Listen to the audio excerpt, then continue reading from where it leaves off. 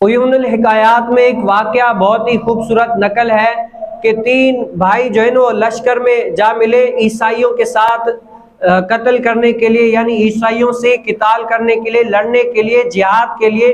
तो वो 3 भाई जिहाद का बड़ा शौक रखा करते थे कि हम इस्लाम की खातिर जिहाद करें और उन ईसाइयों से क्या करें, उनको कत्ल कर दें, क्योंकि वो इस्लाम के मुखालिफ थे। तो जैसे ही लश्कर इस्लाम में दाखिल हुए तो आगे चलकर क्या हुआ, उन पर ऐसा कोई हमला हो गया। हमला हुआ तो ये 3 जो भाई थे ना ये पकड़े गए। जब पकड़े गए, ईसाइयों के सरदार जो बादशाह था उनके पास ले गए, कहा कि ये 3 इस्लाम भाई हमें मिले हैं। तो बादशाह ने पता है क्या, ये बादशाहों का उसूल रहा है कि जिस मजहब पर हम हैं उसी मजहब को जो कह दिया था वो भी अगर इख्तियार कर लेता तो उनको छोड़ देते। कहा कि मैं बादशाह हूं, मैं तुम लोगों को ईसाइयत की दावत देता हूं, आओ ईसाई हो जाओ, अपना कलमा भूल कर छोड़कर मुसलमान से हटकर ईसाई बन जाओ, मैं तुम्हें माफ कर दूंगा, छोड़ दूंगा। तो वो ऐसे ही नहीं थे, वो किसी तरबियत याफ्ता बंदे थे। उन्होंने कहा कि हमारी गर्दन कट तो सकती है लेकिन मुस्तफा जाने रहमत सल्लल्लाहु ताला अलैहि वसल्लम के दीन से हम एक कदम भी पीछे ना हटेंगे। तो उसी टाइम बादशाह के सामने हुजूर कायनात सल्लल्लाहु ताला अलैहि वसल्लम पर दुरूद और सलाम पढ़ने लगे, सलात और सलाम पढ़ने लगे। जब ये पढ़ा ना तो बादशाह को बड़ा गुस्सा आया। कहा कि अब क्या करो, इनके लिए 3 देगे तैयार करो। कौन सी? इसमें तेल डालकर 3 दिन तक उन देगों को पकाओ पकाओ पकाओ, ताकि ऑयल जो है ना इतना गर्म हो जाए, जब गर्म हो जाए तब मुझे खबर दो, ताकि मैं इन लोगों को उस देग में डालकर जलाकर राख कर दूं, ताकि ये डरे और ईसाई मजहब इख्तियार कर ले, मुसलमान होने से इनकार कर ले, हट जाए, अपने मजहब से फिर जाए। लेकिन वो क्या थे, उनके दिलों में इश्क रसूल ऐसा तो समाया था कि एक कदम भी पीछे हटने को तैयार नहीं थे। ये थे इस्लाम पर साबित कदमी का मुजाहरा।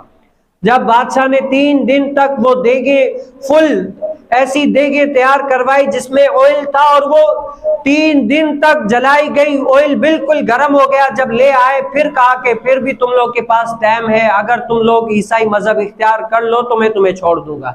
कहा कि हम जान दे तो सकते हैं लेकिन हम क्या है, रसूल कायनात सल्लल्लाहु अलैहि वसल्लम के दीन से पीछे नहीं हट सकते।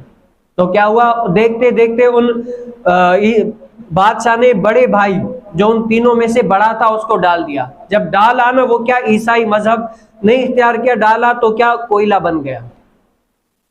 अब आदमी ये होता है कि जब किसी पर जुल्म हो रहा होता है ना तब डर जाता है कि यार वाकई ये करेगा, मुझे मार देगा, तब भी जो है ना आदमी सामने वाले की फरमाइश पूरी कर देता है और वो पीछे हट जाता है।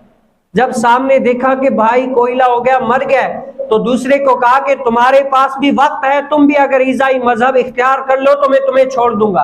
कहा कि जान तो जा सकती है लेकिन रसूल कायनात सल्लल्लाहु अलैहि वसल्लम के कलमे के साथ गद्दारी नहीं कर सकते।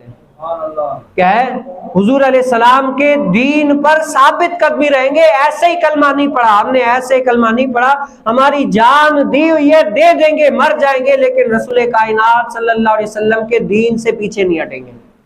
जब दूसरे भाई को भी उस देग में डाला गया तो दूसरा भी उस सामने जो है ना उसके जलकर राख हो गया। आखिरी तीसरे की बारी आई, जब डालने लगा तो वजीर ने कहा कि ये ऐसे ही नहीं मुड़ेंगे, बादशाह इनके लिए तुम क्या करो, मुझे मोहल्लत दे दो, मैं इनको कहना कैसे भी करके ईसाई मजहब पर लेकर आऊंगा। कहा कि चलो तुम ले जाओ। जब वो वजीर अपने घर उस छोटे भाई को लेकर आया ना तो अपनी उसकी बेटी थी, बड़ी खूबसूरत थी। कहा कि तुम क्या करो, इसको अपने जाल में फंसाओ, कैसे भी करके ख्वाहिशात ये वो करके फंसाओ और इसको ईसाई मजहब इख्तियार करवाओ।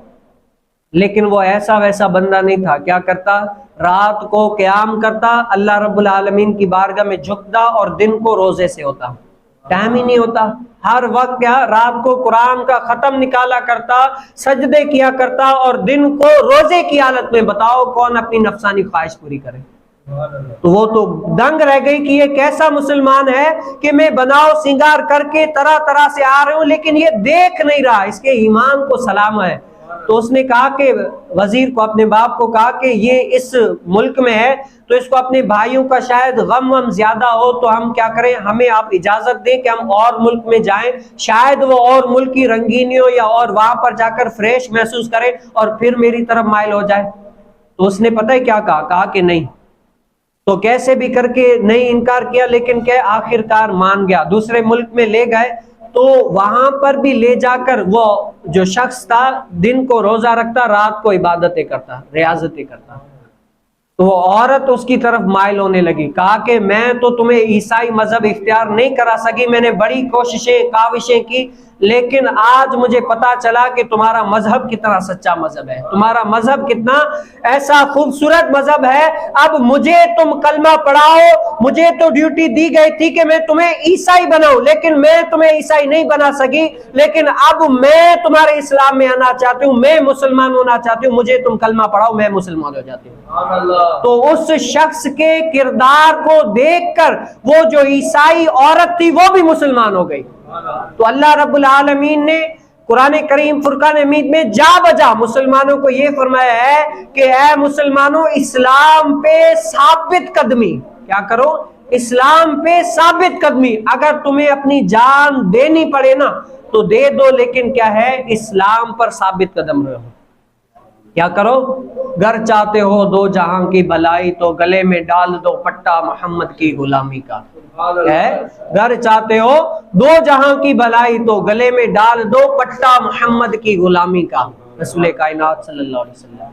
तो ये हमें बताया गया कि इस्लाम पर ऐसे ही नहीं, बल्कि क्या है, बड़ी काविशें, बड़ी मेहनतें लगती है, बड़ी मुशक्कतें आती है, तब जाकर बंदा अपने इस्लाम को बचा लेता है, वरना छीनने के लिए बहुत सारे आते हैं।